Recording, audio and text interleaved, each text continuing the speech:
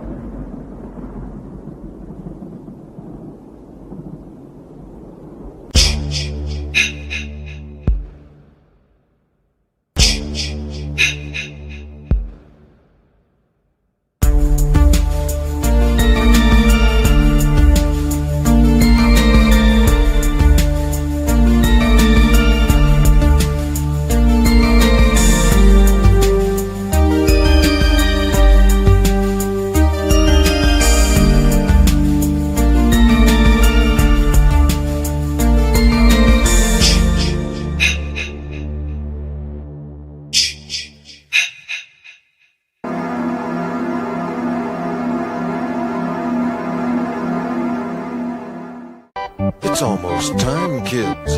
The clock is ticking. Be in front of your TV sets for the horathon. And remember the big giveaway at 9. Turn it off! Stop it! Stop it! Stop it! Stop it! Stop it! Stop it! Stop it! Oh, no tears, please. It's a waste of good suffering. Hello and welcome, ladies and gentlemen, to episode number 63 of Tuesday Night TerrorVision. I'm your host, Pete Daddy Dollar, and it wouldn't be Halloween week without some Silver Shamrock. I'm joined by J-Man. What's up, brother? Hey, how's it going? Oh, got to meet Tom, as you saw. I'm so jealous that you got to meet the man with the glorious mustache, the greatest mustache in cinematic history, probably only rivaled by that of Tom Selleck. Yes, but only because Tom Selleck is more well known. I think if there's an equal opportunity for both of them, then that we could have a good battle. I think you have look at it. It's like Tom Selleck, Tom Atkins, Tom Skerritt. Tom Skerritt had a glorious mustache as well. Something about the name. My art teacher in high school, Tom Rachilla, was this he was 6'5". He was he looked older than he was, hair wise, but he was yoked. I remember him pulling two kids apart in a fight with one hand each. I mean, but he had a badass mustache too. Something about the name Tom that you can grow a better mustache. We ought to look out if Tom Holland ever starts growing one. See, I don't think he can. I don't think he's not capable. I don't think he's got the testosterone levels to grow that good of a mustache. But ladies and gentlemen, a man who does have one hell of a mustache and a glorious beard right now. Our guest, Robo Drew, is here, back again. Welcome, brother. Thank you for having me. Absolutely, man. Glad to have you. And Drew requested Ghostbusters, which I love this movie so much. I'm like, that is such a perfect movie for this week. We haven't talked about Ghostbusters on the show yet, and I love this movie so much. Let me welcome the chat here. Let's see. Let's scroll back up. Justin Proper is here. My old friend. Good to see you, brother. He hasn't seen Ghostbusters in years. Well, it is a fantastic movie.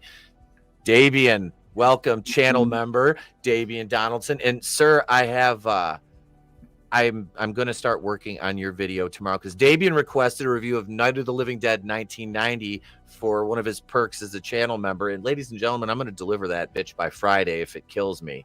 CB's here. What's up, Digsby? Zool. Parrot head, yes. There is no Dana, only Zool. That's a new look for you. Am I talking to you, Pinhead? That's a George Costanza. Sam Elliott has a good mustache too. Yep. Tom Hanks. Tom Hanks. No, he's just a Tom. No, that's not the assignment. Don't just name Toms. I like Ghostbusters 2 more than Ghostbusters, but both are classics. Oh my goodness, CB, that is a hot take of the universe. Yeah. Dave Seahask, are you the Keymaster? Hey, Dave. Lopan. Tom Cruise is an exception, Mr. Xenu. Yeah. I don't see that working. Tom Selleck mustache is epic. Yeah. But folks, we have cool. I can do this with the chat now. Hang on a second. Wait. Oh, hey, how did you get it to get? Look at skinny? that. I can widen the chat out. Make it Yeah. skinny. I can do this. We can make it tall like that. Oh, I like that better. And we can go with a bigger font. There we go. The blind. StreamYard finally giving us some bang for our buck here. For $44 a month, folks, you too can make your text fucking bigger. Thanks, StreamYard. It's like 70 for me or what something. a steal. See, I was at like the 80. I was at the second tier up, which I had 4 admins, and then they cut it back to only having 2 on that level, and they doubled the price. I'm like, I'm going back down to the fuck that. Like, Yeah, no, that's bullshit. I can't afford that right now. But let's see, wrong image. Ladies and gentlemen, we're wrapping up our spooky season watch parties this Thursday night with the 1978 classic Halloween. So join us for that. I love that movie. It is. I cannot watch that enough. Tony hates it. He fucking hates Halloween. Why? Because of the characters. He said they're all fucking stupid. But Well, that's never happened in any other slasher movie, so I see where you're coming from. I know. I can understand that perspective. But no, we'll have the full Patreon commentary will be available Friday, Halloween, on patreon.com/wrestling with horror 420, which is listed in the description, as is J-Man's and all of our regulars here on the channel. Ladies and gents, thank you so much for partaking in our spooky season watch parties. And also, as an added bonus for our good friends over on patreon.com, we are going to be offering full commentaries of Welcome to Derry on Patreon. It's a Patreon exclusive. We won't find these publicly on YouTube. So, and channel members, starting in November, we'll have some stuff for you too. But November is 90s November here on the channel. So we're going to be doing a whole bunch of 90s watch parties on Thursday nights as we shift away. It's kind of hard on YouTube with the community guidelines restrictions to do, all nut November pictures, but we can do that. But anyway, folks, I kid, but no, it's time. As Tommy Lee Wallace said, it's almost time. But before we get into Ghostbusters, we have to roll the title card, which is fucking iconic. So here we go.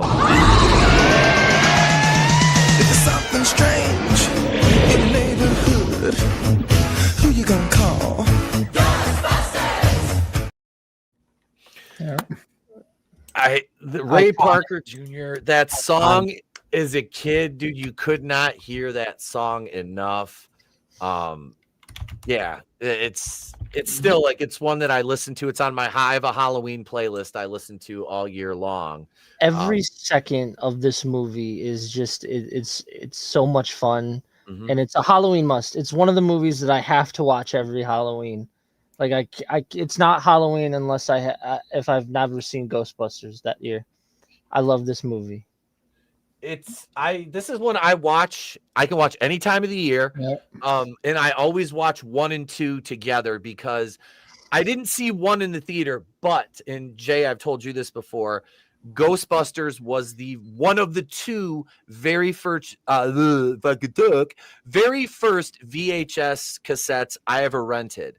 And it was Ghostbusters and G.I. Joe the movie. Yeah. We got our awesome. VCR. Yep, the 2 fucking great movies too. Like I said, Ghostbusters and G.I. Joe the movie. But I watched Ghostbusters 3 times, like when I rented it, and my mom copied it, of course. So I probably still have a VHS copy. If I could have hunted it down, I have the dubbed copy from the Showtime Video in Houghton, Kentucky, my hometown. But yeah. The funny thing is, the only piece of memorabilia I have from that video store is a porno I acquired along the lines, and it's still got the Showtime Video fucking sticker on it, which is hilarious. But no, Ghostbusters it's a classic movie. The cast, just the main cast alone: Aykroyd, Ramis, Bill Murray, and Ernie Hudson. I mean, just the 3. And I don't want to discount or take anything away from Ernie Hudson, but the 3. I mean, already such a huge resume. And Ernie Hudson, like, I know a lot of people, well, he didn't get this, he didn't get that. I'm like, but his character is so fucking iconic. He didn't, I don't know. I I don't feel like he was underserved in the movie. Oh, no way. He came in late No. because he wasn't part of the core three who started the business, right? It was like a spooky comedy version of the Three Musketeers, essentially. Yeah. And he's D'Artagnan, I guess, who's the camera on the outside. Yeah. We got a super chat. Super chat, booyah. We got a super chat from Damian Donaldson for I believe that's £5. Is that £5? I believe £5. Absolutely love Ghostbusters 1, 2, and I didn't mind Frozen Empire. I even own the second wave action figures with Peter's eyes popping out. Oh yes, from the real Ghostbusters. I had some of the real Ghostbusters, like the auxiliary vehicles, like the helicopter that turned into something, and the Volkswagen, the yellow convertible Volkswagen that turned into a big bug. I sold those to buy more Star Wars years ago, but later on I'll show a picture of the toys that I still have. I have a vintage Firehouse. I have a vintage Ecto 1. I have repros of the I have repros of the main forecast because I sold my original figures, but I bought the repros. I have the Afterlife figures. The Playhouse is gorgeous. It's vintage original but it has new 3D printed doors because the pins tend to break on them after a lot of play. So I had those reprinted. So they look awesome. But let's see here. I have to switch brands real quick here because I don't have super chat bumpers over here. So let's pop on over here to Monday Nitro and Dabian, sir, for a £5 super chat. Let's see what let's go with, we've got a super chat bumper here for you. Let's go with the F is for family one because I love that. Here we go. Thank you, sir. Hey, you, stand up. Ohio, konbanwa. No, it's game with the friend. It's game with the friend? Because then I will come right home and I will put you through that fucking wall. Or as God is my witness, I will put you through that fucking wall. Then I will build one and I will fucking put you through it. Get back in your room before I put you through that fucking wall. If I started building walls today and didn't stop for the next 10 years, there still wouldn't be enough of them to fucking put you through. Follow you to whatever home for dried up old hags you live in, slap the cat food out of your mouth, grab you by your camel hump, and put you through that fucking wall.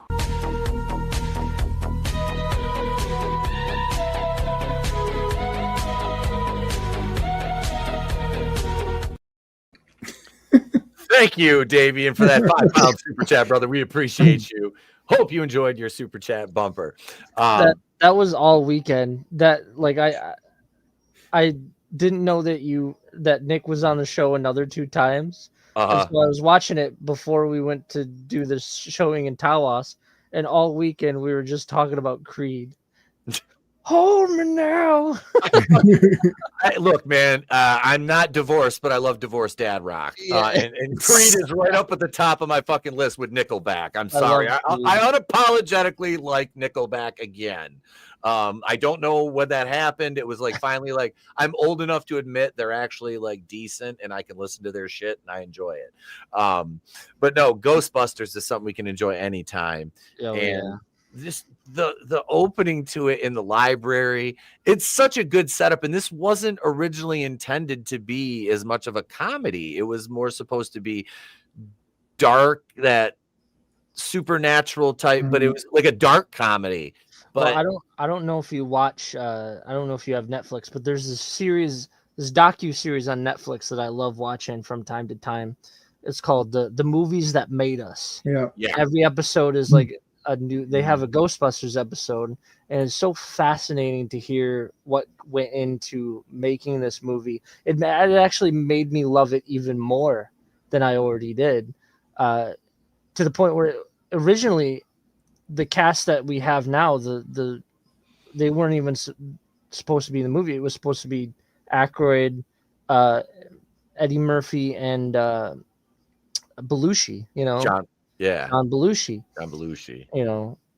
And it was very sad in certain parts of the documentary, explaining it's like Dan Aykroyd's is like the morning John died, I was writing a line for him before I got the call. And it was just like, man, to think that it would have been a very different movie if Belushi was still alive, Right. Yeah.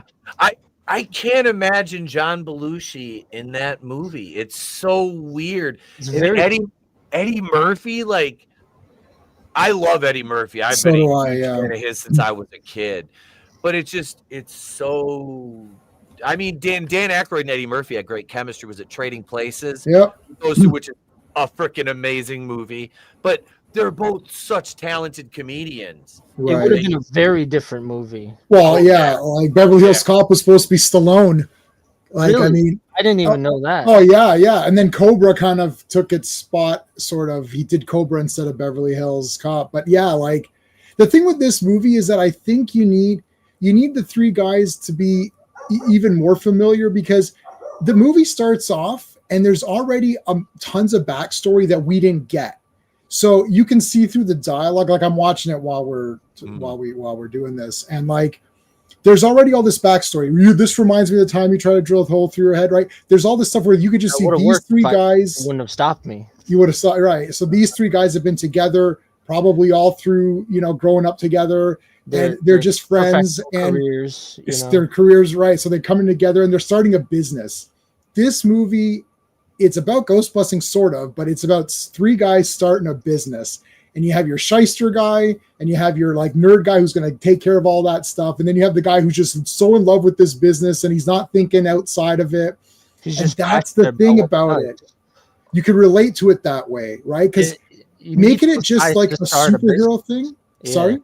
You need those kinds of guys to start a business, I feel like. Right. Yep. It's not a superhero thing where it's not even really a plot-driven movie. It's just sort of like a character-driven movie. The three guys are just going around like nothing's happening, actually. Like they're just walking around, and then it's like, oh yeah, there's like a ghost here. Oh, okay, let's go see. And that freaked me out as a kid, the librarian. That really freaked me out. That's I think I've only been freaked out once in my life as a kid, and that was it. I was like, oh shit. And it's not even a jump scare. It's just like it just slowly transforms, but you're like, oh. Get her. That was your whole plan. Get her. I love how Ray loves the building. Get her, Ray. Get her. Really? Yeah, that was your plan. That was your plan. But they're doing all the stuff like that. Shocking. They are doing like even the experiments they're running are actual real experiments that people would run like that. Now they're shocking, and the whole thing with that is supposed to be like it's a little bit of a take on a different experiment where they're actually testing the person doing the shocking to see if you would continue to shock someone who doesn't want to. But anyways, it's like, I love that the guy gets the answer right and he shocks them anyway. That was funny. Every answer wrong. Oh, she got everything. Yeah, correct. Can you see these? Are you? Yeah. It's like look at these cards. She's in a lot of stuff. That actress, I can't remember her name now. Something with an R. Or something. But the cast is awesome looking back, right? Like it was pretty good when they did the cast, but looking back on it, like, wow, it's like one of those like True Romance or something where like everybody in it became someone awesome, but at the time it wasn't. It's like, oh, you got some good actors. And then after, you watch it 10 years later, like, holy shit, everybody in this movie is someone special. But yeah, same with Ghostbusters. Oh man, I love Rick Moranis coming in here. Oh yeah. His character is freaking he's so good at just that little was it Lewis? Yeah, he's Lewis. Such a good ancillary character in that movie, and he gets more in the end with getting possessed, which is freaking, and his obsession with Dana. Like even as a kid, I'm like, Your TV was so loud, and I couldn't get to your room. The window was closed, so I turned my TV up really loud so they think there's something wrong with all our TVs. Yeah. Hey, let me in! I'm locked out again. Hey, let me in! Yeah.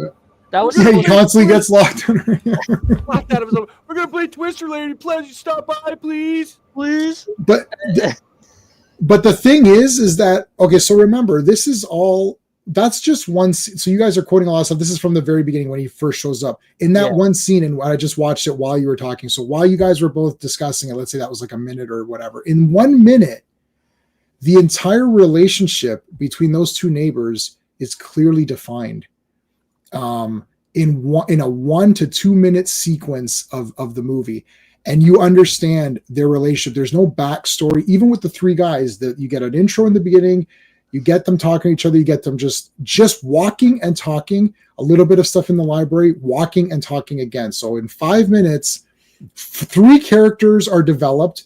All of their relationships are clearly defined, right?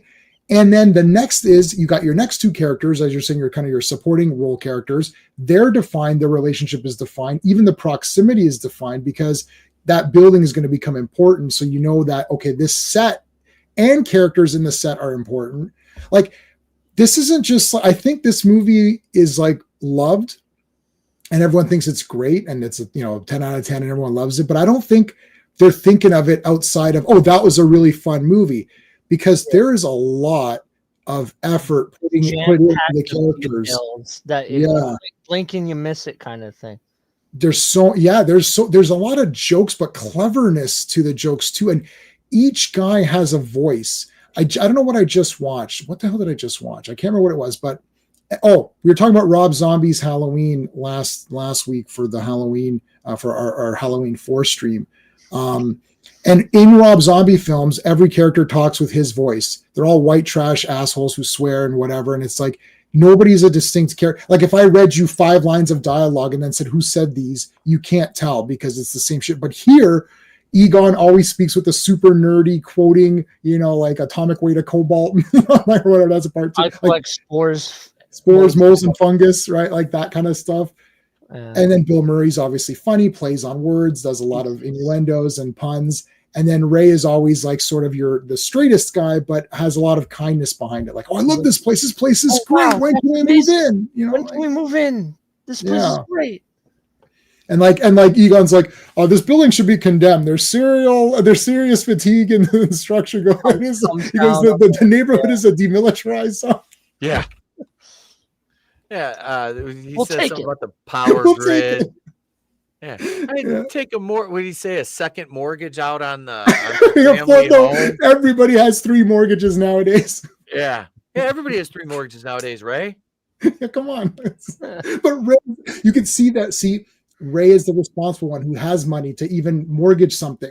Like Pete clearly has nothing, right? He's a shyster. He flies by the seat of his pants, does whatever. Yeah. Even Janine. So Janine just appeared.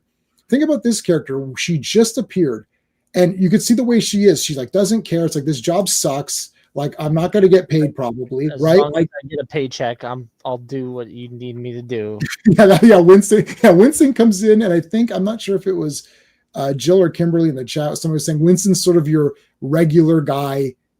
Yep. Like, hey, I just need a job. Like, what is all this? I'll believe anything you want me to, as long as there's a steady paycheck in it. Yeah. Which there probably won't be, Winston, to be honest with you. And you're going to go to jail.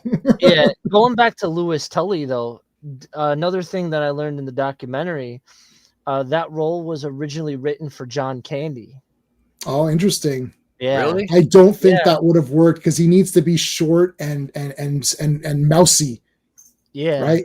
Like John Candy would have come off as too fun. He would have been the fun, cuddly neighbor versus the Louis Tully irritating, mousy. Like he's always like there, like oh, what's going on? What's going on? You're like, get away from. Like it's like, okay, he's not a bad person, but he's just that right amount of annoying. Like we think he's fun, but if he was your neighbor, you wouldn't think he's fun.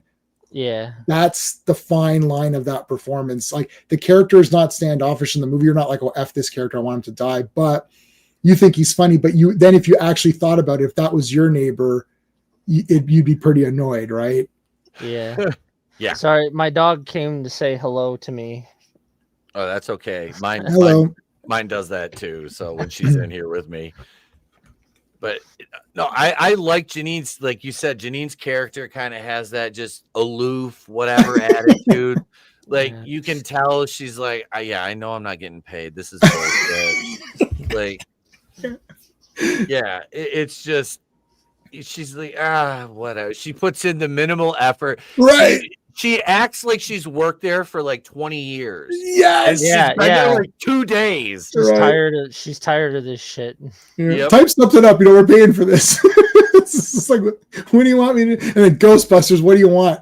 Yeah. Ghostbusters. What do you want? Well, obviously, she's probably had tons of dumb people calling and saying all weird shit. Like that's the thing. See, again, just in her quick scenes, you can understand that. Okay, there's probably been so many crank calls, people coming in saying, "Oh, I saw the devil in my pancakes." And it's like, okay, and it's nothing. It's all a bunch of crap. The only reason why Sigourney Weaver is able, Dana Barrett is able to get anywhere is because Pete finds her attractive, so he's willing to go that extra mile. It's like, okay, yeah, we'll investigate, and then he's kind of egging them on, like, oh, I'll go down to the Hall of Records and I'll go to the building, and this is like he kind of eggs it on because he likes her. But then I do love his like he's like using that weird device. I like the technology in this movie. This weird like paranormal technology, which are like it seems fake, but maybe it's real because Egon made it. I like the thing that like he holds up and it like the arms come out.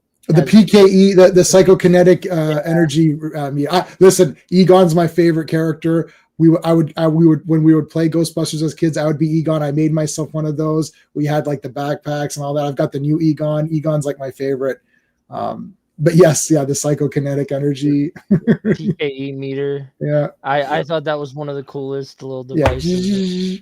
Yeah. I know. I always wanted one of those toys. Like I know that would have been an awesome toy to have. Who was it that did the proton packs a couple of years ago? Was that HasLab? Oh, it's possible. They're like so expensive. I'm in Canada, and that whatever it is you see, add $50 and then double that, and then that's what I'd have to pay. Like I can't order anything from there. My buddies from, not to name drop, but the World Class Bullshitters, a couple of them nice. where I'll be over there Thursday night. We're starting our watch party early at 7:30 because I got invited to be over there, and being as I am the pinch shitter, I have to step up. So I'll be about a half hour late. But they bought the Jeff and Nick. I know for sure. I think Dion and Kendo got them. They got the proton packs. Yeah. They're very cool. Like I mean, it looks like it's like legit. Like it looks very good, and I'd love to have it, but it's just something like that's just out of the budget. But yeah, it's definitely an awesome. And I've seen people like, how they have I don't know if you guys know the 501st Legion, who does all of the cosplays for Star Wars. You see those guys, they've got, it doesn't look like the 501st Legion. Yeah. And it's not like that's that looks like Darth Vader. It's like, that is Darth Vader. Like it may as well be the exact thing. So I've seen the Ghostbusters guys like that, and they've got the full uniforms. They've got their name tags on the jumpsuits. And then I've seen even somebody do the, remember in part 2, a couple of the proton packs were swapped out for the slime, slime shooting things. Yeah. They've even got those with the black, with the black jumpsuits instead of the gray. Pretty neat. Cool. File 13's guy, he says, my Ecto 1 is a 2023 Dodge Challenger we call the Special Operations Unit. I own 4 proton packs to include custom packs, multiple traps, PKE meters, storage units, etc. I love Ghostbusters. Hell yeah. That's fucking awesome. That is awesome. We have a local, like the Grayling Ghostbusters. Like they've got it's a hearse that's an Ecto 1. I'll try to dig up the pictures on my phone. They were my old co-host Monica and I back in 2019 went to a local con, and they were there. So I got some pictures in front of it. I'll see if I can find them here, and I'll just share them in the chat or in our messages, Jay, and I'll pull it up on the screen if I can find the damn things. But yeah, that was I love seeing that stuff. They had a huge I was dressed as Nick Fury, and they had a huge marshmallow man. So when they laid him down on the floor to deflate him, I laid there like I just bagged him with my shotgun I had. That's cool. Yeah, it was kind of fun. They were super cool. But I love seeing that stuff, especially like when they get really into it with the with the cosplay, being creative. Like you said, a 2023 Challenger. That's pretty neat.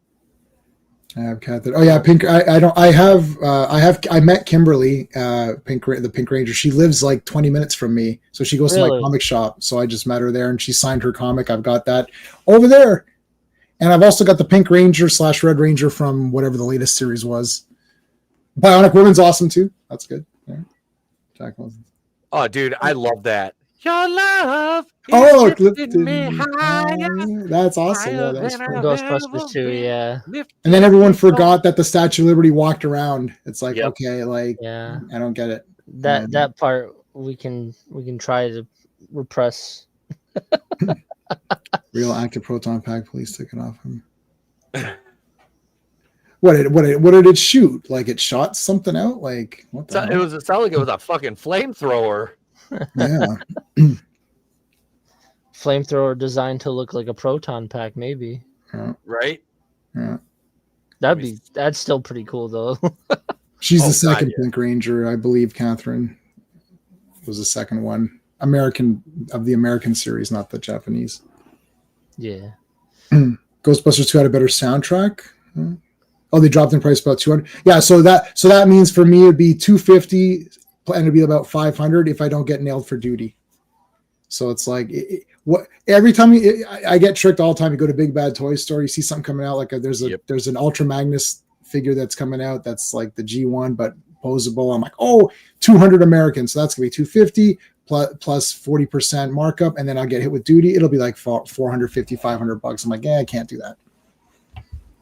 But yeah, a CB saying Ghostbusters 2 had the better soundtrack, maybe in terms of the musical numbers, but the score. The score for the original one is vastly superior. Yeah, for sure.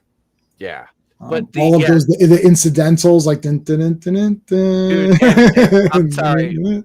The second one has one of my fucking personal favorites, Bobby motherfucking Brown on our own. I love that's a great song. That is so good. Yep. It's such a great song. Yeah, I love that. I really do. But I like the ending song in part 1 where they're saving the day or whatever, saving the day. Yeah. And we're all getting together and like that's so cool. Like get all the guys getting together for it's that. also that from big... when they get the call to go to the hotel. Yeah. Yep. The little jazz swing. Oh, the jazz part. Yeah. I'm at the hotel. They're at the as you're talking. They're at the hotel right now. What are you supposed to be? Some kind of a cosmonaut? One of the funny things about that scene too, I never know. See, it goes back to what you were talking about the layers of this movie. I never noticed it until recently, but when he's talking to the concierge about the pricing. He's doing the Egon's like giving him prices like 3,000 and then like so he's definitely the financial guy. He's like, we're gonna need 3, and then Bill Murray's picking up on this. So he's like, going up. So we're doing a special right now for hey Sean. Cleaning, so it's gonna be down to $5,000. Yeah, storage. It's like all this bullshit because they have no idea what the actual costs are. They're just making they're making it up right there. Yeah, he got hit with so much shit. I never noticed Egon was just right next to him, just giving him the pricing, giving him throwing up numbers, and I think that was a great detail. Yeah, I don't know if I noticed it. I think this, what's great? You know why this movie ages so well? Because it works on many levels with many audiences at all ages. When I saw this when I was a kid, I probably caught like 20% of the humor and the puns and all that. And then as you age and rewatch this, you start to learn more. Even like it's like, you're menstruating. I didn't know what was going on when he was saying that. Like, like I'm like, okay, I knew the word, and I didn't know, I didn't think, should I ask my mom? And she would have probably said, well, where'd you hear that? Right. So it's like, but as you get older, you learn more and more of the jokes, and more things become apparent, and it's kind of cool that way. And then when you're old, you're like, I appreciate all the nuances and all the little bits of humor. It makes you love something even more than because I'm the same way. Like I watch stuff as a kid. I'm like, I love like the live action Scooby-Doo movies. I'm a really big fan of. I grew up watching them, and I recently like watched the first one just recently, and I just got a lot of the stuff that it just went right over my head when I was just a kid, and I'm like, this is a better movie than I thought it was originally. Even I haven't seen those two, and I think I own part 1. I haven't seen those in 100 years. No 6-year-old got raised succubus. Yeah. Right. Oh my God. Yeah. The scene. Yeah. The ghost giving him a Hummer, like gives him a knobber. Yep. Yeah. There's so many jokes out there that are just they go above your head as a kid, and you're older and you're like, because at the beginning, why are you gonna assume that Venkman is favoring the girl? You're not, unless you're of a certain age. You're gonna be like, wait a second, Right. Oh, I get it. That's why he's taking this case. Yeah, it's goddamn. Yeah, the movie is just it works on every level. It's like it really does. The camaraderie that they form. Yeah, they put their hands together like, yeah. Yeah, you get like the hero's journey out of them. I mean, you really do. Yeah. No, I like, again, in the hotel scene, I love when they're like, I looked at the trap, Ray. Yeah, he literally says, "Don't look at the trap." I looked at the trap. I looked at the trap, Ray. and the Pete just got slimed right now. That was great. He's looking. I found him, Ray. He's right here, Ray. He's looking at me. Looking at me. And then at the end, it pays it off because even little jokes like that get paid off because Pete got totally slimed and icked up, but then in the end, he's the only one that doesn't have the marshmallow on him, or he has very little. Right, so he got saved at the end. So they got him in the beginning, but then he was okay. In the movie put so much into it that it didn't need to put into it. It still would have been good if you removed that. If you took out 30% of the jokes, you'd still be like, this is an awesome movie. Yeah. Like that's the cool thing. It's like they're like, what can we do in this scene? How many more sight gags can we put in? How many more one-liners can we put in? Can you ad-lib something? Like, what can we put in so that every scene is memorable and quotable? This movie has many quotable lines. Everybody is so distinct. Even the guy at the elevator is like, what are you supposed to be, some sort of a cosmonaut or something? Like, even that guy's a fun, like, they gave personality to the background character. And the guy who runs the hotel, he's like, I had no idea it'd be this much. I won't pay. It's like, well, we're just going to put it right back. He's like, okay. No problem. We'll just throw him right back in. Just put him right back. Yeah. We came, we saw, we kicked its ass. Yep, that was awesome. And then everyone's like all shocked by that because we were saying ass. Like, they kept shooting that and like that because every take he said something different. That's how fresh it was too. Like when I was watching the documentary, they said like every time they filmed that scene, he never said the same thing. He always said something different. Can you imagine trying to? Well, we know that they tried to they sort of remade it, but we won't talk about that just yet if we do talk about it. But forget about, let's say if they actually tried to do it properly and they can't do it anyways. This is why some of these things, it's like they're stuck with what they've got. You can't go in there and try to do this again.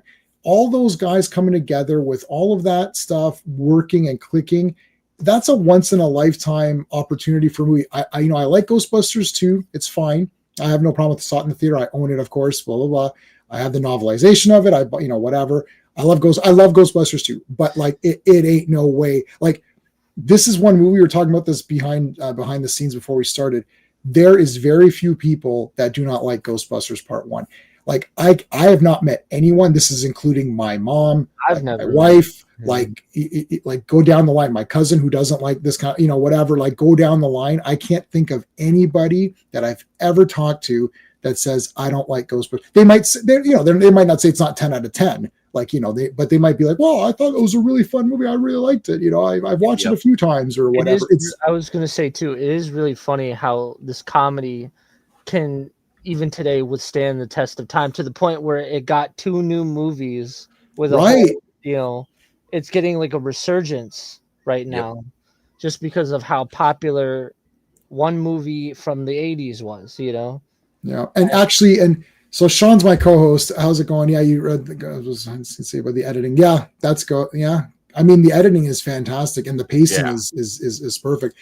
But Sean and I talked about the newer movies, the 2 newer ones, and you can see I didn't like Afterlife at all because Egon wasn't in it and they made it seem like he was the bad guy and stupid. I didn't like that. Where they're like, oh, Egon, like Ray didn't believe Egon. I didn't like that because right, like why wouldn't he believe him? Like, why did Egon have to go off by himself? I know he had to because he's not alive and they had to come up with a reason, but it makes it look like he went against the Ghostbusters and then Ray doesn't believe him. So I don't like that. But That movie succeeded a bit better than Frozen Empire, which I think is better, but it's, it's okay. I like it, but I'm not dying over it either. But you see, as they strayed away from these characters, it's over. Nobody cared about Frozen Empire. Like, it's not the Ghostbusters. Like, it's just generic people, and they weren't as funny. And it's a family, but it's not as, on one vein, but at the same vein, like, you can't make the same movie with the same cast forever. Right. You shouldn't make it. My point is that you shouldn't make anymore. Like Ghostbusters that's it. It's done. Like, and I agree with that to an extent too. I am a huge fan, and I'm gonna get a lot of heat from this from people who are listening. Probably either one of you. I'm a huge fan of legacy films, but there's a wrong way and a right way to do legacy films. Like some of these films that come out, like the second Top Gun was really good. I love second Top Gun. I think that was a beautiful legacy film. Twisters, I think, was a really good legacy film. I didn't see that. From the first Twister. And I think these Ghostbusters are also really, it's just like, it tells the story. It gives you the old cast, but they're passing the torch to these new people. And I might be a little bit biased to these new Ghostbusters too, because I love Finn Wolfhard as an actor too. I love everything he's in. So who's that? Is that the scruffy haired guy from Stranger Things? Well, I've only seen Stranger Things season 1. And to me, it's a 1 season show. Like they that's it. I haven't watched the other ones. I know people really hot take. I don't give a crap about that show except for season 1. The other seasons can F themselves. It's like the fact that there's more seasons betrays what part season 1 was supposed to be. It's like Matrix 2 and 3. The sequels betray what the first thing was. That's my problem with that. But I don't think that with Ghostbusters. It's fine. I bought these new Ghostbusters. I got them on 4K or Blu-ray or whatever they're on. I'm okay with them. I like, but they're not. These new Ghostbusters didn't have faults. Like there's a lot of faults. Yeah. Afterlife, the one scene at the end, I'm not going to give any spoilers. I don't know if I think you can give spoilers. Yeah. When they have the astral projection of right, the spiritual form or whatever. Egon, I'm like, that's a bit of a stretch. Come on. Yeah, so is he a ghost now? Like what is happening? Is he a bad guy ghost or what is he? That's weird. He grabs the proton and then like the other 3 guys are looking at his ghosts and the ghost is helping them. Like, what are we doing here? It's just Gozer again. Like I think my Sean said this. He's like they're not the Gozer Busters. It's like you already defeated Gozer. Surely with a cartoon series which had many, many episodes and many, many different monsters and creatures, surely you can come up with a new monster or creature to battle. Frozen Empire I thought was better. I think the thing is that they've strayed from what it is. It's not that they're like, I don't like those movies. I think they've strayed a little bit from what is Ghostbusters. Same with Predator. Like Predator is not Predator anymore. I don't know what that series is. It's supposed to be, it's supposed to be about big muscular guys who are so badass and tough, and they come across this alien which has taken them off. You're like, whoa, how is this alien fighting us when we're the baddest ass guys on the planet? That's the point. And then part 2 is like the baddest ass cops in a war zone of crime and drugs and gangs, and these cops are the best cops and the Predator's taking them out. So we start to lose that as we go through these movies. Same with Ghostbusters. It's like, it's got to be 3 friends who are friends who start a business. It can't be inter-conflicts. Like the four Ghostbusters need to be tight and solid and be unique characters. The way they handle characters now is that there needs to be drama. So there needs to be, we're arguing against each other. Oh, she's being an irritating kid. Oh, this guy's a bad dad. Or I don't like Egon, my dad, and all that. I'm like, if you don't like Egon, and Egon is an original Ghostbuster who's my favorite, why should I like you? Like if you introduce a character that doesn't like the main character from the last 2 movies, then that character becomes annoying. And I like Carrie Coon, an actress. I watch Gilded Age, and I love her in Fargo. So I like that actress, but it's like, you're being annoying. It's like, oh, my dad was an idiot. It's like, well, he wasn't an idiot, and the audience knows he wasn't. So why are you being weird? Like, it's just weird. Like they I don't know. They miss some basic Ghostbusters. And so Afterlife I really like too. Not to Yeah. Do it. Everyone loves Ghostbusters. Like, what else do you? Yeah, but I think what I loved about it being a legacy film too is not only had an old cast and Finn Wolfhard, Ivan's son directed it, and I thought that was another little, you know, there you go, little bow on top, and that was, another thing of reason why I like the film is, and I think it was very well directed, except for that one scene that was like, I could kind of overlook the whole Egon thing, kind of, but like at the end when he shows up, I'm like, right.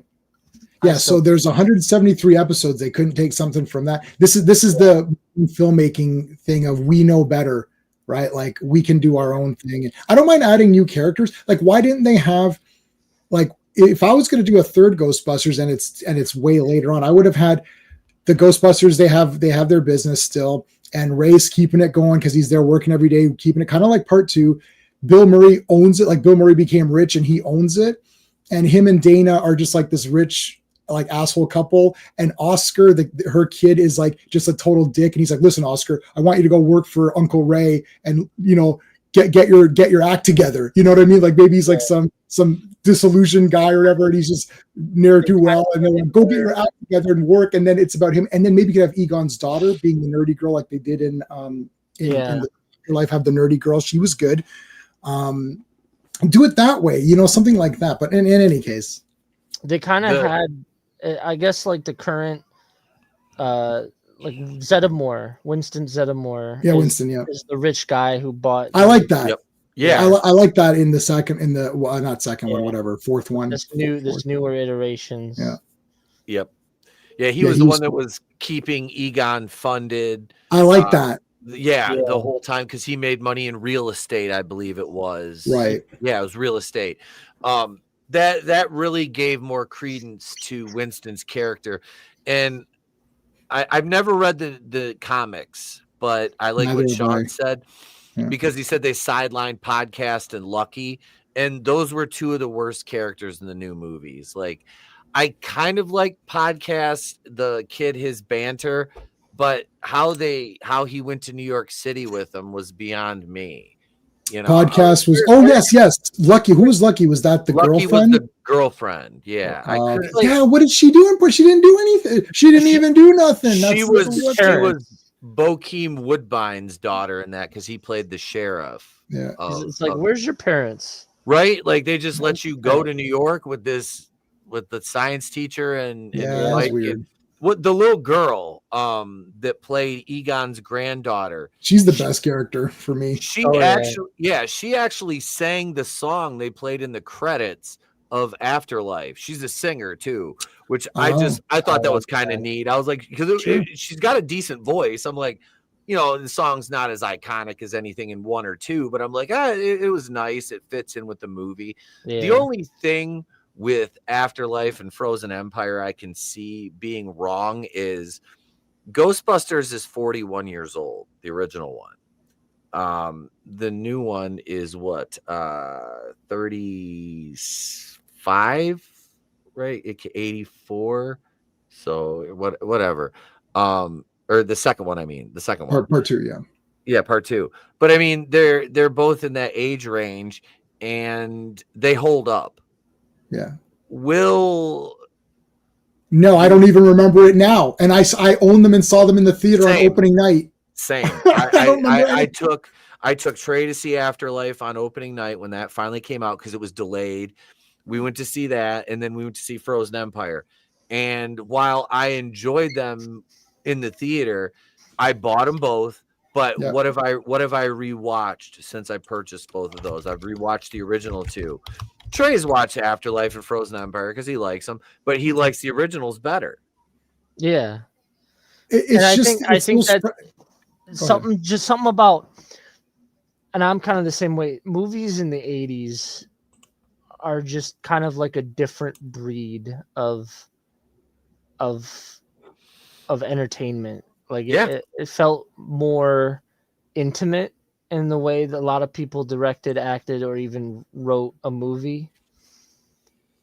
And I don't have to tell you guys the fact that like what's been coming out in theaters lately is kind of just regurgitated something, Yeah. you get original ideas popping through the floorboards every once in a while, but for most part, it's all like stuff we've all seen before. Yep. Or like it's a continuation of stuff that we've already seen. Right. A reboot, like a completely like let's do it all again, but it's a lot of the same things. Not it's like that a there's TV show or cartoon or IP. Ghostbusters is original. Someone wrote that script. Like, yeah, and I mean the original Ghostbusters. Going back to the documentary, a lot of people didn't have like the studio. It was supposed to go to, I want to say Columbia or Universal. No, I think it was Universal, because whichever Coca-Cola bought one of those studios, and they're like, why are we spending so much on special effects? Like let's cut this. And actually the guy who was they were having so much problems with production, not only that, but getting the rights to use the name Ghostbusters, because at that time there was like a show on Anafun. I don't remember the company. Yeah, Ghostbusters with the ape guy and the ape guy, the old. I watched that in Canada. Yeah, and they're like, shoot Ghostbusters and Ghost Breakers. So this movie almost got called Ghost Breakers, which doesn't have the same ring to it at all. No. But the guy who was in charge of the pictures went to, again, it could be swapped, but he either went from Columbia to Universal or Universal for Columbia. I don't remember which one's which, but then he went to the other one and told them to give them the name Ghostbusters, because they, and then we lucked out on it, but it just went through production hell.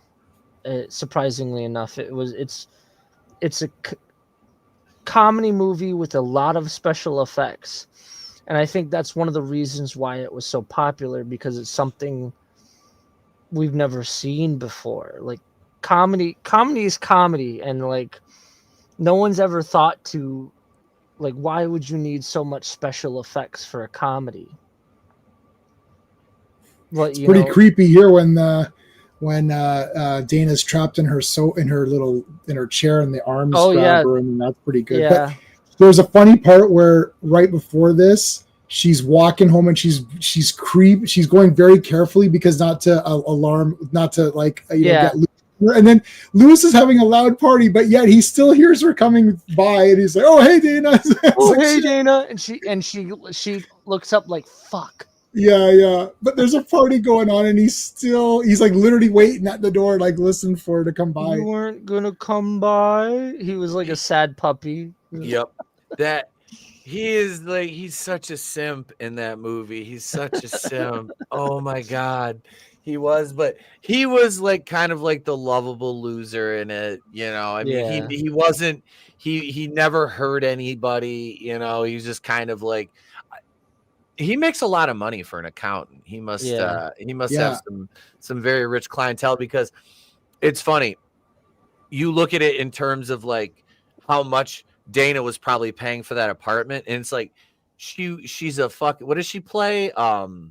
She's cello or something, or something. She's a musician. Yeah, she's like a cellist or something. I'm like, she's a musician in that film, and then in the second one, she's like a fucking art connoisseur or something. Yeah, well, she works she's restores stuff at the museum and whatnot, which is like odd. That's an odd transfer of, like, I used to work at here, and now I work here. Like, I used to be a cop, and now I'm an archaeologist. Like, okay, that's a weird. That's quite the change of careers. Yeah. She like really like pulled a 180 between the movies there. I love the real Ghostbusters cartoon. Another funny thing about her, Sigourney Weaver, is how she got her part was when people were auditioning for Dana Barrett, she went to Ivan Reitman's house, and there was talks in the scene where she turns into the dog and stuff. She got on all fours on Ivan Reitman's table and started barking like a dog in front of him, and Ivan's like, "Well, you got the part, I guess." It was such a weird thing for her to do. Right. The superintendent's gonna be pissed. Yeah, that was funny. Superintendent's gonna be pissed. That was good. Yeah. No, I love his I invite clients because it's a tax write-off. Yeah. Rick Moranis is the good version of Woody Allen. The one that didn't marry his stepdaughter. Yeah. Oh, Sun Yi, come here, Sun Yi, come here. Oh. Hey. No. Hey. Yeah, Rick Moranis. And it's funny too, because shortly after I saw Ghostbusters, I saw another movie he was in that I absolutely love called Little Shop of Horrors. My better half loves that movie, Victoria. Little Shop of Horrors, Little Shop. My favorite though, 'cause if you feed me Seymour, I can grow up big and strong. That fucking plant, dude. I watched that. I still have, again, I have that on a VHS cassette with Solar Babies starring. Oh my God! Yeah, that's Jason. That's a deep cut. Jason Patrick and Jamie Gertz, who would go on to star in The Lost Boys together. Yeah. Wow. Yep, that was another one Mom recorded off of HBO in the 80s. And yeah, that with the swirling logo. Yep. I have to watch. I haven't seen that since whenever it came out. It's on it's like a Memorex VA. It's sad that I still remember it. She recorded that in 86. It's a Memorex VHS that's on. Yeah, I certain tapes I remember what they're on. So because I've got a shelf out there of like hundreds of them, and I have I have hundreds at the ready and well over 2,000 more on the way. I'm gonna get that. I'm gonna find that tonight and remind myself on that movie. I have to rewatch. Great Star Wars reference too. Yeah, nice Attack of the Clones reference there. Let's see what Angry Gamer says. I saw Ghostbusters 84 in theaters. The Ray Parker Jr. song, the merchandise, it was everywhere. Yeah, I didn't see that. I saw 89, which we were spoiled as kids in 89. Yeah, Ghostbusters 2. Last Crusade, Batman. I mean, that was like, oh yeah, all those. Yeah, it was awesome. It was just such an awesome time to be a kid. And the cartoon was phenomenal. It was so much fun. And that's one I bought the entire series of, along with Men in Black was not too long after 89, right? 96 or 97. Oh, okay. Wow, that was that was my. 96. I would say that was my it was 96 or 97. It was 96. Because I thought it came by not too long after that, because they had the Men in Black cartoon with it, which was, I believe, the same animators as the people who did Real Ghostbusters. So Men in Black is 97. Yeah, 97. Wait, Pete? Do you prefer the theatrical ending or alternate ending to Little Shop of Horrors? I honestly was not aware there was a different ending to that. The only one I've seen is the one that aired on like HBO and stuff. Sean, let me know. I'll see if I can find it. I've only seen that a couple of times when I was younger, and I never owned it on VHS. And I don't own it now, so I'd have to research that. Yeah, my copy, like I said, it's off HBO. So that's the one where they blew up the plant. He blows up. But then there's the little babies in the flower garden that that they have at the end, their house with the white picket fence, which I loved when Family Guy did that fucking thing with Herbert and Chris. They redid the song that Donna sang in Little Shop of Horrors. Oh my God. Am I the only one that's seen that clip? I don't watch Family Guy. It was years ago. Oh wait, So, the ending where the plants take over the world in the army. No, I haven't seen that. It's on YouTube though. Okay. It's the director, so it's the director's cut ending. I was just researching it now. Yeah. Okay. So what scene are we at right now? So I'm watching. So right now, Lewis has just gotten possessed. So he's running around asking everybody if they're the gay. So right now he's talking to the horse. See that? Yeah, I was with the scene. He's talking to the horse. We will come release you soon. Well, when Bill Murray, you know what's great too, Bill Murray, again, a lot of subtle humor. He's walking with the flowers for Dana, and he's like literally like dragging them like he doesn't give a crap. He's like, oh yeah, here's your flowers. Like it's like he doesn't care, right? Yeah. And then when she's like, are you the key master? He's like, no. And then he's like, yes, I am. I'm actually a friend of his. Going back to when he was investigating, I wanted to mention this scene because it was just so funny to his character when he's like that was not scripted. That when he did the thing with the piano, they hate this. Oh yeah. That was ad-libbed, and I think that was brilliant. They hate this. It's Dr. Venkman. Mm-hmm. But yeah, the scene where he's like yelling, like talking to the horse. Hey man, talk to me, not the horse, pal. Yeah. Something like that, you know. Egon just scanned him. He's like, yeah, you better bring him in. It's like, shit, this guy is scans him, and it's like full Gortho. Yeah, it's like, bro, bring him in, and now he's got that weird pot on his head with all the wires. Yeah. He's fucking. You can see the dog in the X-ray. In the X-ray. That's cool. Yeah, that was really neat. I was like, that was just a cool little touch they put in there. There is still a lot of like pretty scary. Like I don't know how old I am when I'm watching this, but except for the librarian part, I was okay with the rest of it because I do like monsters and all of that. I think just the librarian part caught me off guard as a kid because I watch horror movies and I watch a lot of monster movies and all the Ray Harryhausen's and all that stuff. So I liked seeing the stop motion creatures and monsters, and I loved all that. And thinking they looked really cool. But if you're young enough, that could be scary. Like it's definitely when Dana gets possessed, like that arm comes out. It's like, oh shit. It doesn't last too long, just enough for you to be like, ooh, and then it's kind of, she gets sucked in. You're like, okay, but then she's okay. Right. She's okay. And because Pete makes light of it, every time there's like, if it gets a little bit too intense, he'll come in with a funny line like, oh, that's a new look for you. And then you're kind of like, yeah, really funny. Right. And he doesn't seem to be scared. So that as an audience member, you're not too scared either. As a kid, you're like, oh, he's got everything under control. He's got it under control. So I think it's okay. I do love let's go, we're gonna kick this thing's ass, and then it's like cut, and then they're like going up like, how many stairs is this? Now I'm on the 22nd floor, and I've had to walk that a few times when the elevator's been down, and oh my god, that was the tipping point between Ghostbusters and Ghostbreakers. That scene where they get the police escort and go in the building, and everybody's chanting Ghostbusters, Ghostbusters, Ghostbusters. There was producers filming that.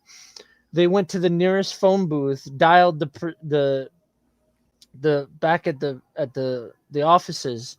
Listen to this, and they held the phone up at people like yelling Ghostbusters. Yeah, and he's like, "There's like a bunch of people here yelling that. We can't do 2 takes of this. Make it happen." Right. You know, and then he hung up on the phone, and we were so fortunate that they made it happen. You know. Ghostbusters. The car is cool to say. Ghostbreakers. Could you imagine? That would have been just weird. Yeah. Yeah. I got that new sound you're looking for. Yeah. Hey Marvin, it's got that. Here's that new sound you've been looking for. Oh yeah, from Back to the Future. Back to the Future. Yeah. I like You They're got that talking- new sound you're looking for. Winston and Ray, I like this, talking about God in the car. Very cool. Yeah. You know, I think that was a serious scene too. There was no comedy in that whatsoever in that scene.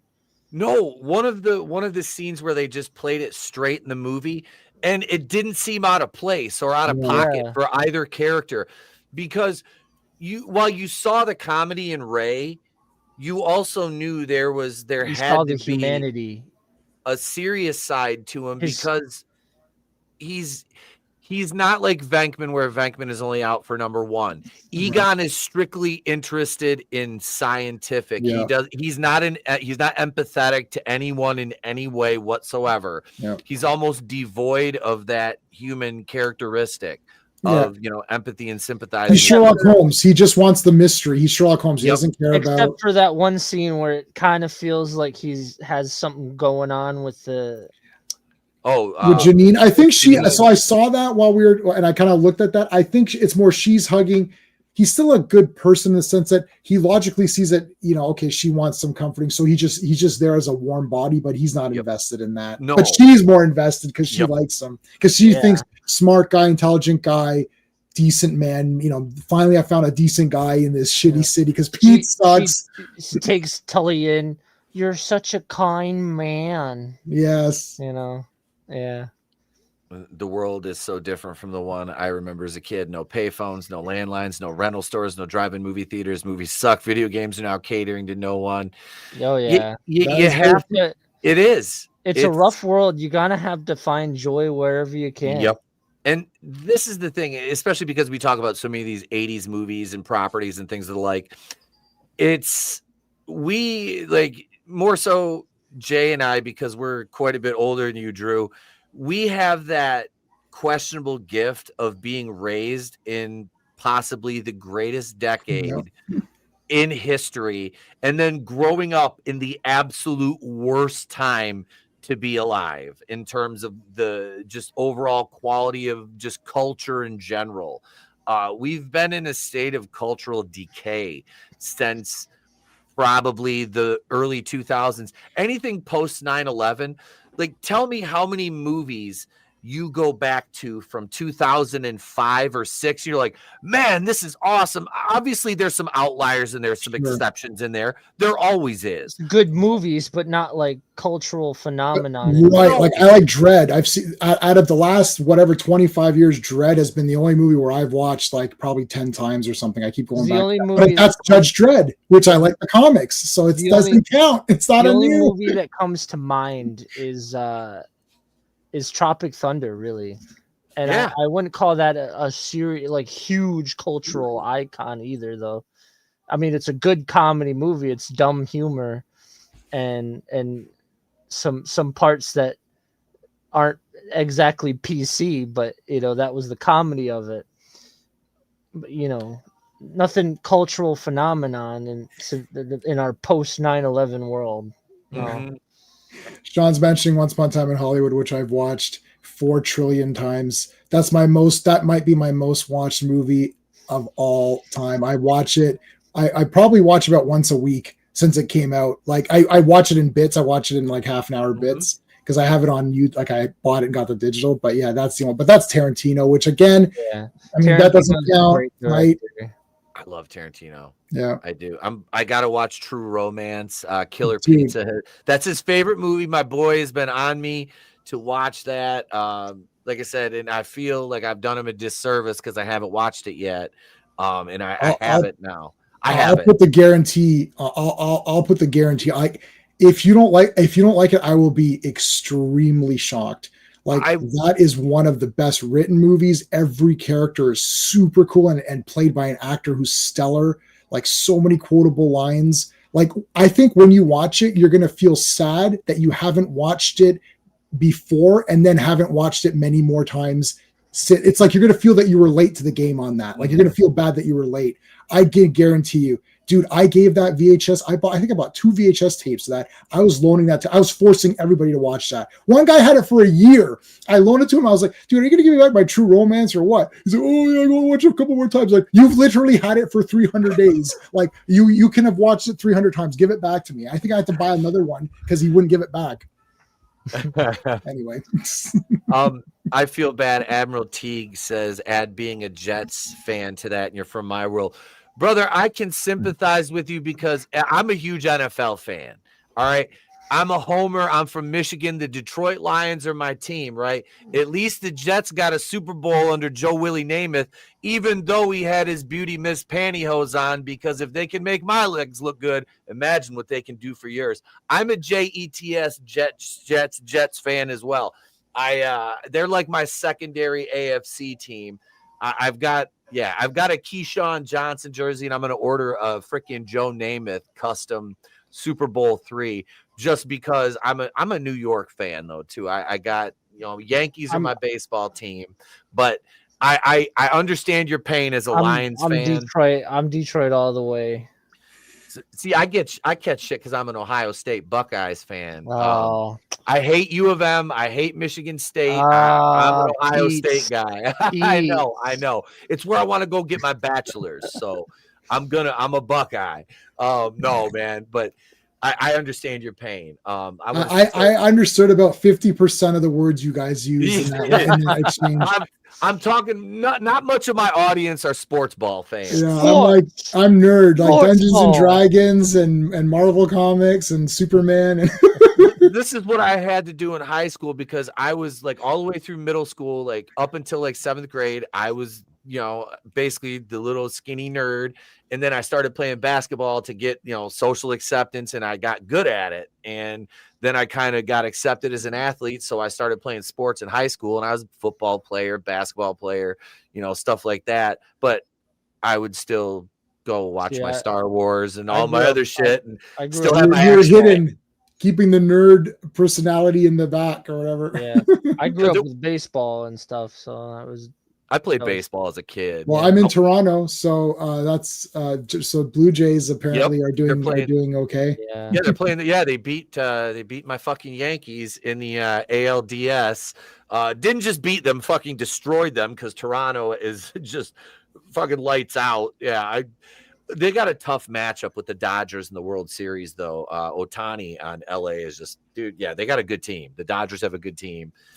Oddly enough, I live in Toronto, and I don't have a Blue Jays hat, but I have a New York Yankee, or what's the one with the Y in the middle? New York Yankees. Yeah, I have a hat of that. I don't know why. Just random. The Mets have the NY in the middle. Is it a light blue or a navy blue? No, it's the navy one. It's New York Yankees. You have the good one. You have the good one, though. That's only because I needed a cap because it's always sunny. So I was like, I went to the shop. I was like, I just need one that fits my big fat head. And that was the only one that fit. I'm like, that's the one that's for me. I don't care. The team of Great Bambino, Babe Ruth.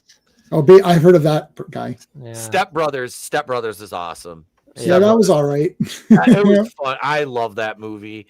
Yeah, right. Revenge of the Sith is just I like the 3 real Star Wars movies, and I don't like the rest of them. Here's a hot take, and I catch shit for this. Revenge of the Sith is my 3rd favorite Star Wars movie. And that's impossible because there is only 3 Star Wars movies, and there's only 6. There's 6. There's 6 Star Wars movies. What about Rogue One? Do you count that? 7? There's 6 Star Wars movies within the Skywalker saga. Yeah, Rogue One.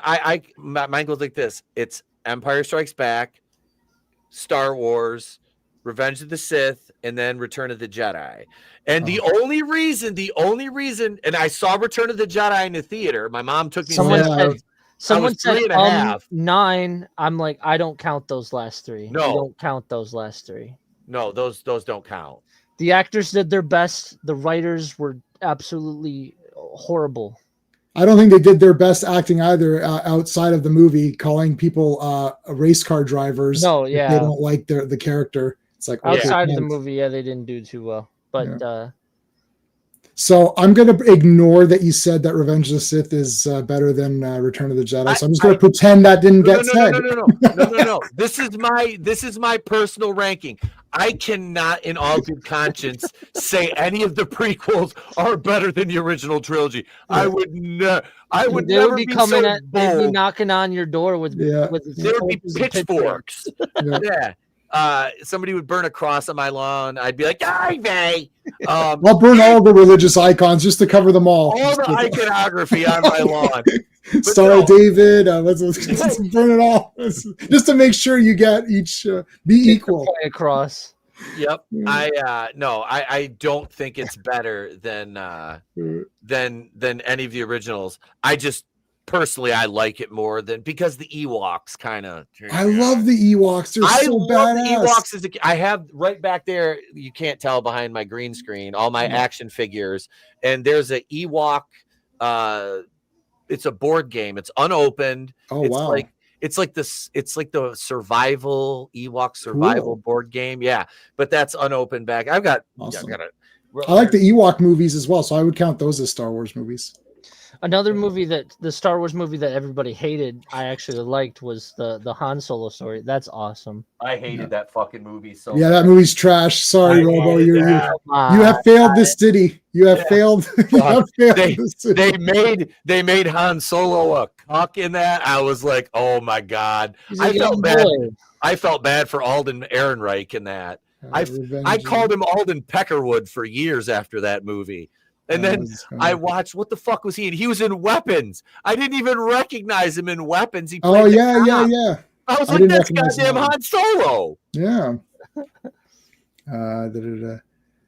Yeah, I only like the original trilogy and the two Ewok movies. Oh, dude, the fucking Ewok. The Star Wars holiday special is hilarious. I own it. I own that. I made a point. Do you? Yeah, I bought it because it was so rare.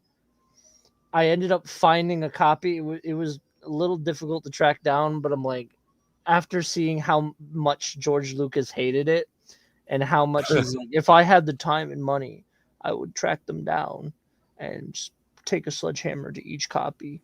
I'm like, well, I have to get a copy now to make sure that doesn't happen. The holiday special? I own the. It's all pirated because it's not officially released, so it's like it's all. I have a pirated copy too because someone recorded it or whatever.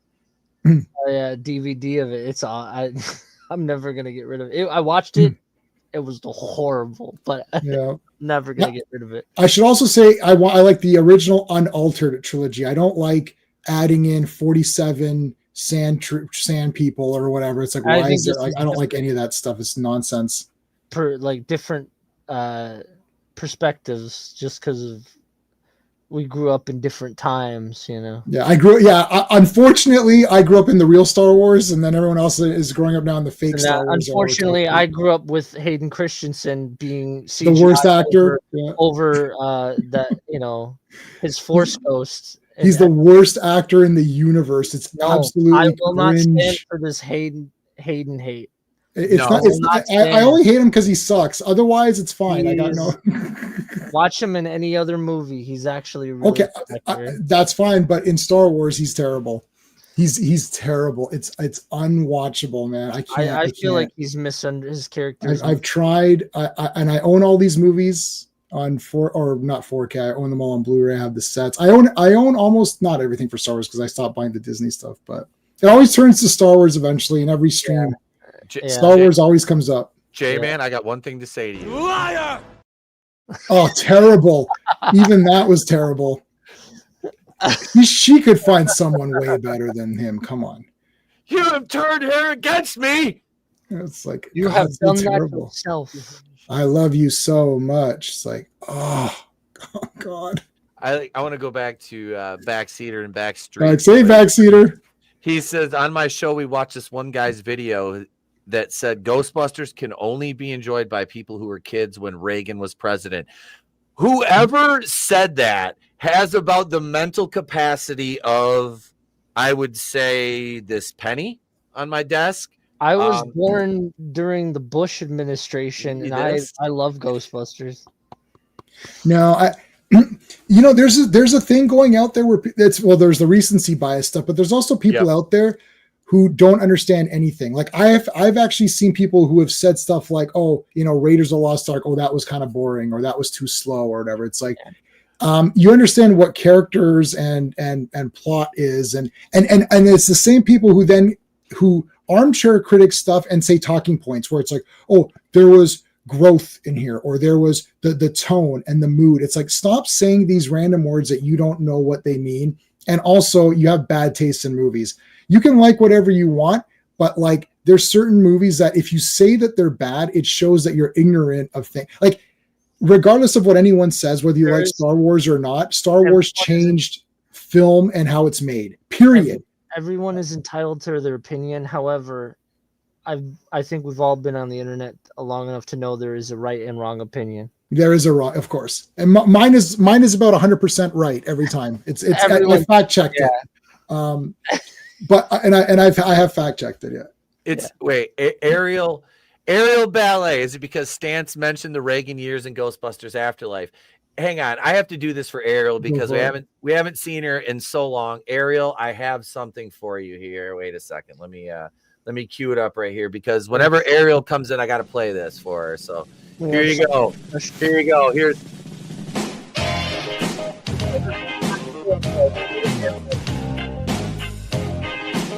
Ariel is a huge Akeem fan. Some of you might know him as the One Man Gang, but yeah. I got my slick hat. Hang on. Nice. Wait. I got my. There we go. The Slick the Doctor of Styles look going right there. I've got the figure, but it's literally in. I'm not gonna go get it. It's in the closet. I've got the Akeem, the plastic. You know, the shorter guy. Yep. Was that Kenner? Who? I don't know. Toy Biz. It was Kenner that made Kenner. I used to have the entire first run of those, and I sold them to somebody in Australia to buy more Star Wars figures. That's the only reason I have ever sold any of my toys was to buy Star Wars toys. That was the G.I. Joes, the wrestlers, anything I sold. Like anybody does, you know. Was to buy more Star Wars toys. That was the goal. I have every figure. I have every vintage figure from Empire Strikes Back. I have every vintage figure from Star Wars except for Princess Leia and Blue Snaggle, and I have almost everybody from Return of the Jedi as well, and all original with complete good condition. I had my child as well, and I've got I got there too. Oh, wow, yeah. I had an R2D2 that had like little compartments in his thing, and they had little gadgets in each little compartment. That's a newer toy, right? Because the old one was a sticker. Yep. How old are you, Robo? I'm 48. How old are you? I'm 27. 27. Wow. Yeah, I'm 45. Yeah, so we're the old fogies. I wish I would have moved the green screen now because all my Star Wars toys are back there. But like I said, this one, I just picked this up a couple of years ago. That is absolutely awesome. That is dope. He's dressed like Hollywood Hogan. Oh, I love that. But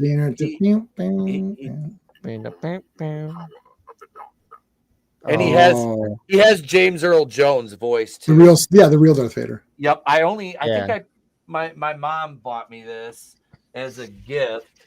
Was it 2 years ago? I think I picked it up. It was about, what was it, like 100? It was like 100 and 125 bucks. I got a good deal on him because he's very old. But yeah, I used to as a kid have a full Darth Vader helmet. That's cool. That had like a mic, so there's like a voice changer, and like it had the panel connected, so the buttons would work, and you could like select like deep voice, so you would talk through it, and it made your voice sound deep. It was an awesome toy that I had. That is awesome. My favorite. Some of the helmets now are crazy. Is he referring to being a Highlander? Yes. There can be only one. There can be only one. I gotta get my Peacock subscription going again because I'm like in the middle of watching that show, and I fucking love that series. I forgot how good it was. I'm like, oh my god. Speaking of the series, though, back to Ghostbusters. Yeah, we've gotten way off track. We just took a detour. Way too long. That's okay. That's all right. That's all right. The chat's enjoying it. Welcome everybody for just joining in. Thank you. But we might as well go to the ending sequence of the movie. Yeah. So they're right now we're at they've gone up to the top floor, or not the top floor, but the sort of like, I don't know what you call it, like it's not the roof really, but whatever. The terrace, yeah. Yeah. So they're about to turn into the full. So Dana and Lewis are about to turn into the full dogs or whatever. Dogs. Yeah, the effects in this scene are great. Yeah. It looks awesome, and this is where we get our good friend, the Stay Puffed Marshmallow Man. It's killer time. Cool. It's Ray. I tried to think of the most harmless thing. Yeah. I tried to think of the most harmless thing, and up with the Stay Puft Marshmallow Man. It looked fantastic. That's Goddamn. so cool. And I love how they showed the models for like how they did the city with the Marshmallow Man. Yeah. It looked, yeah. What did you do, Ray? Oh, yeah. shit. Yeah. I don't know. Candy wouldn't have worked in the same No, way. not in my opinion. It was supposed to be a whole different character, I guess. So like John Candy wanted to play it one way, but they didn't really want him to play that way.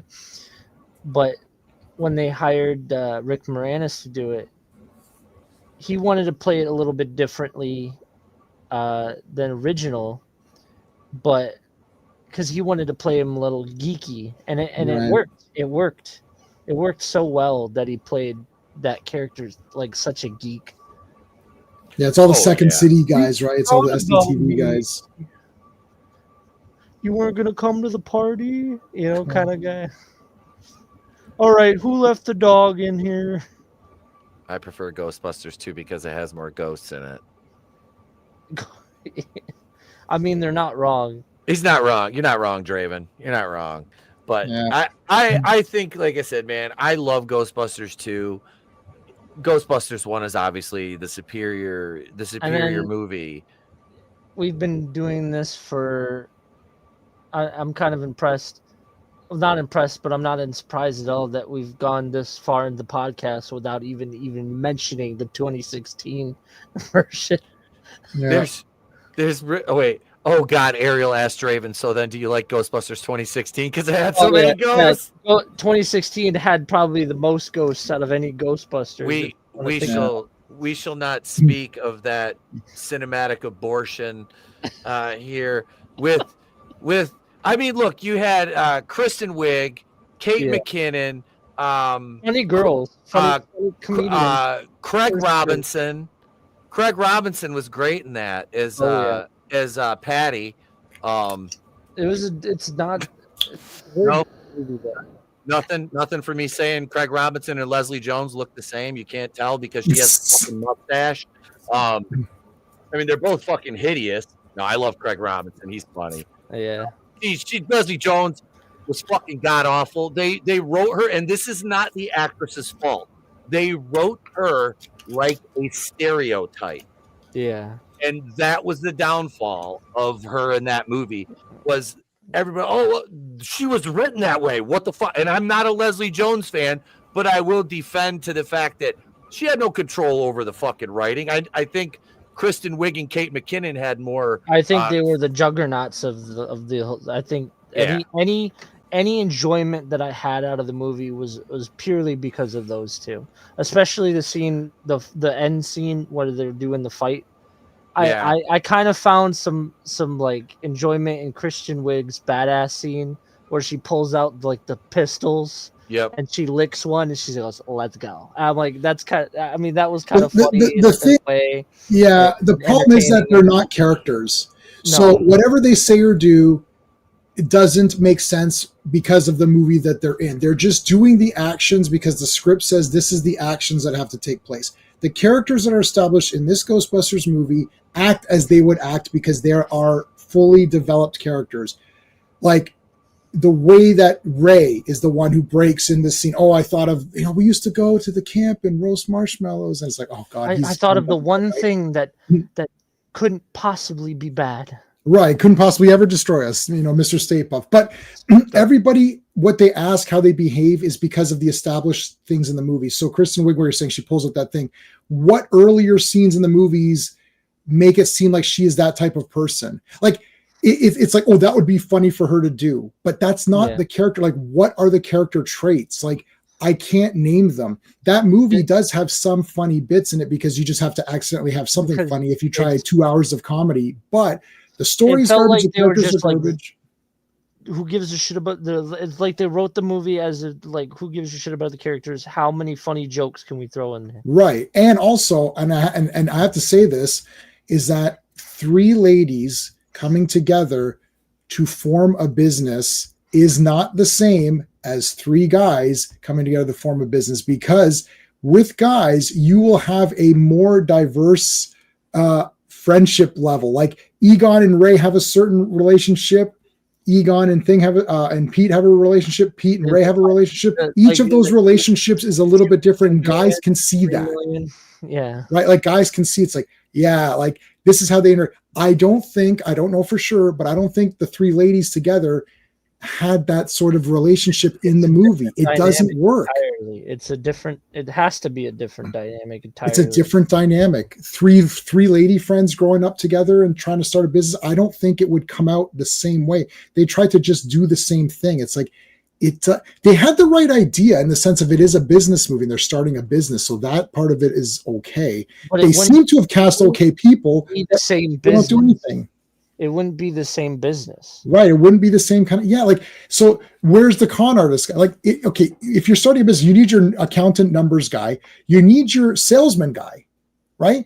Pete's the salesman guy. He's the front man. Comes like, hey, yeah, we got this thing. Come on. And then you have the guy. Then you need the guy who knows the inner workings of it and actually cares if the business succeeds. That's Ray. Pete's the front guy. He's the salesman. He's the shyster. Come on in. We're selling a product. Come check out our product. Egon is the behind the scenes guy coming up with everything. Guy. He knows how much. He takes care of the finances. He takes care of the gadgets. Yeah. I don't think he invents them, but I think he knows, how they work. Ray. So see, everyone's interconnected in a certain way. Like, that's when we're gay for each other. That's right. That's what it is. Yeah. No, but like every person, like within the movie, you can see the relationships to each other. It doesn't happen in this new one. I watched 2016 and I watch every movie in good faith. I don't care about what anyone says. I don't care if someone says it's woke or trash or whatever. I watch it and I make my own decision. I don't care. No one affects me at all. Nobody. Not my wife. Not my friend Sean, who I've known for 25 years. Not my friend Jay, who I've known for 45 years. Or 41 years. It's like I nothing affects me. I watch it and sometimes we agree, sometimes we don't.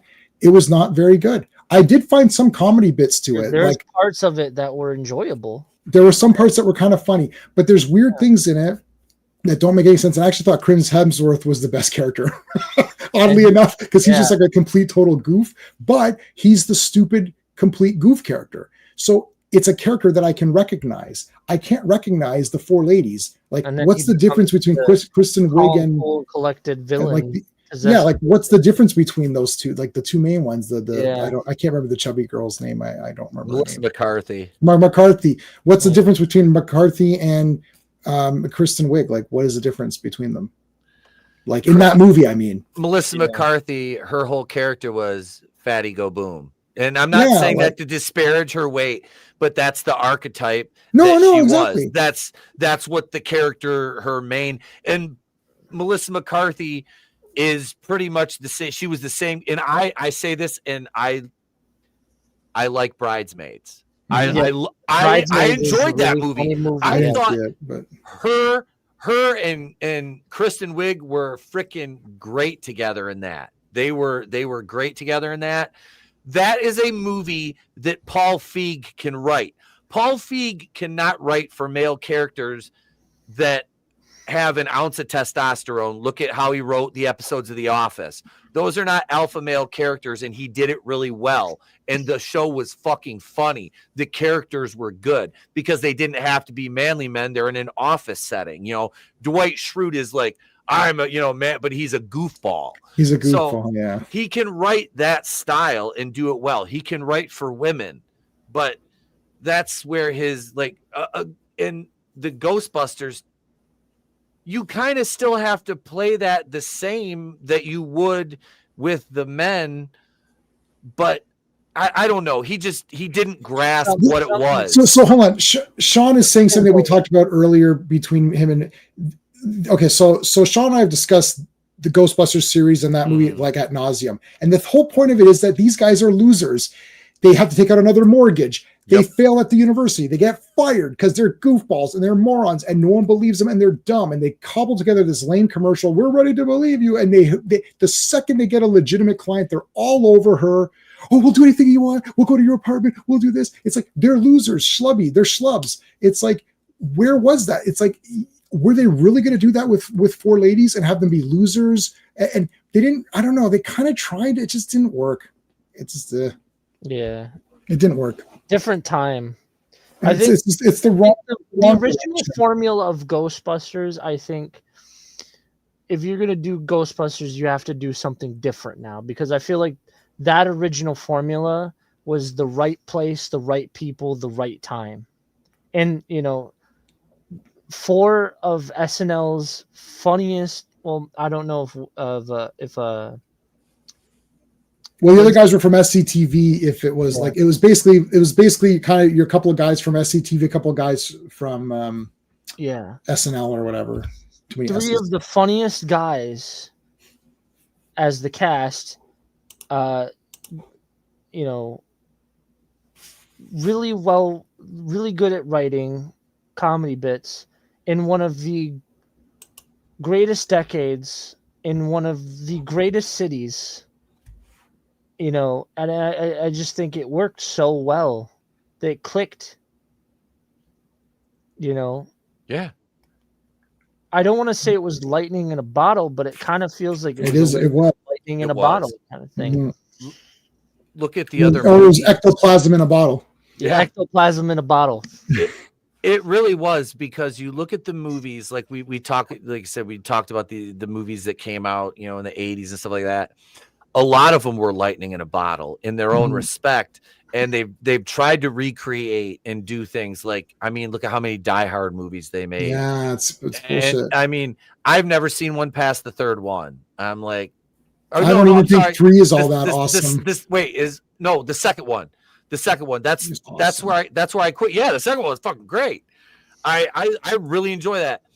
I love both. The first one, I have Die Hard ornaments on my Christmas tree. I have a Nakatomi Plaza with Hans Gruber falling down. That's awesome. The Advent calendar. Die Hard is a Christmas movie. It is. It is not Christmas. Christmas is not official in my house until I get to watch fucking Die Hard. Yeah. It is. I watch Die Hard on Christmas every fucking year. That is a absolute necessity. To me, I would rather watch that than A Christmas Story, basically because I got brutalized with A Christmas Story as a kid because it was on 24 hours on fucking TNT. But I do like Christmas Story. It's an enjoyable. It's fun. My dad's got a bunch of he's got the little leg lamp. My stepdad here loves The Christmas Story, and he's got the leg lamp too. And it just I've watched it so many times that it's just not. I don't enjoy it anymore. Right. For me, Wizard of Oz was a Christmas movie. It always plays up here in Canada on Christmas, and I've seen that 4 million times. I have that on 4K as well. But so to me, even though it's not Christmas in that sense, it plays at Christmas. New Ghostbusters should lampoon more takes right, like do the paranormal kind of activity kind of stuff or whatever. Yeah, that would be like you have footage and there's a ghost right there. It's like there's nothing there. I wanted to do something if like Nick got more funding for Wendigoh Pictures. I wanted to do a show where we do actual paranormal investigating. And one of the episodes that I would have loved to do, if I ever got the budget to do that, was explore some of New York's most haunted places. And I wanted to bring Aykroyd along with me. I would invite Dan Aykroyd to come ghost hunting with us. You're not going. Well, I'll leave you the trouble. You're not going to find anything because it's fake. There's no such thing as ghosts. You're not believing it. No. I'm not. I only believe in stuff that's true. So I've seen too many weird stuff to disbelieve that. I'm a huge believer in the paranormal. I've had multiple paranormal experiences that there is literally, and I've spent years trying to come up with actual explanations for these things. And my parents' house is fucking haunted. It is. There's been a half dozen people that have died in that house. Mm-hmm. Most 4 or 5 of which are by natural causes, and one was a suicide. And that was before my parents, but the suicide was before they bought the house. Right. But I've had the experiences that I wasn't fully invested in it before, but after what happened, yeah, I absolutely am. There's no doubt in my mind. Even if it's real, what good does it, like, how does it help? Like, it's like you people like, these mediums, it's like they don't tell you anything that's good. It's like, oh, that your dad misses you. Okay, thanks. Like, well, how about telling me like the lottery numbers or something good that I can use right now? The way I view it is like this. It's like, because there's so many people that don't believe and are skeptics about it. It's a thing of scientific inquiry. So we disprove ghosts because they're like, well, there's no proof. Well, yeah, but not quite yet. I mean, there is proof. I think it's the ghost hunting is the activity of finding out scientific measurements and explanations for the paranormal. And part of what makes it scary is the unknown of it. We don't know. And I think it stems from, like, I believe in mediums too. I read an article that was really fascinating to me, and it really proves how much we don't know about our own brains. I read an article that about this guy who died in he was a truck driver, and he hauled around meats and stuff. So he was hauling a freezer, basically, like he had the freezer haul. One weekend he accidentally got locked in the back of his freezer haul, and he died of hypothermia over the weekend. Well, when they went to investigate, they found that it wasn't even turned on. Like, it wasn't pumping cold air into the freezer haul. So by that guy truly believing that he was going to freeze to death, he froze to death. Like, I think it's a balance of what you can trick your brain into so many different things, and trick your brain into believing one thing that might not even be true, and then by sheer will and knowledge it becomes true. And I think there's a word in the paranormal called the egregore effect.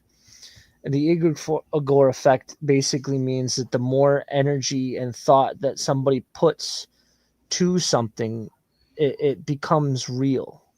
It like manifests. So could that be the explanation for why people see this stuff? Because they want it so bad? That doesn't make it manifestly real, right? Like, I don't, like, we both see my poster here, right? So it's there. If you see it and I don't, then it's real for you, but it's not real.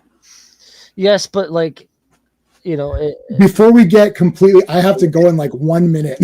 So you guys can continue this on if you want to, but I have to go in like 1 minute. I was gonna say we're over time anyway. Tonight. We're over time, yeah. But we don't need to score Ghostbusters because 10 out of 10. It's 10 out of 10. across the. I know you said it's out of 5, right? But I'm giving it a 10. We go 10. I do 10s, yeah.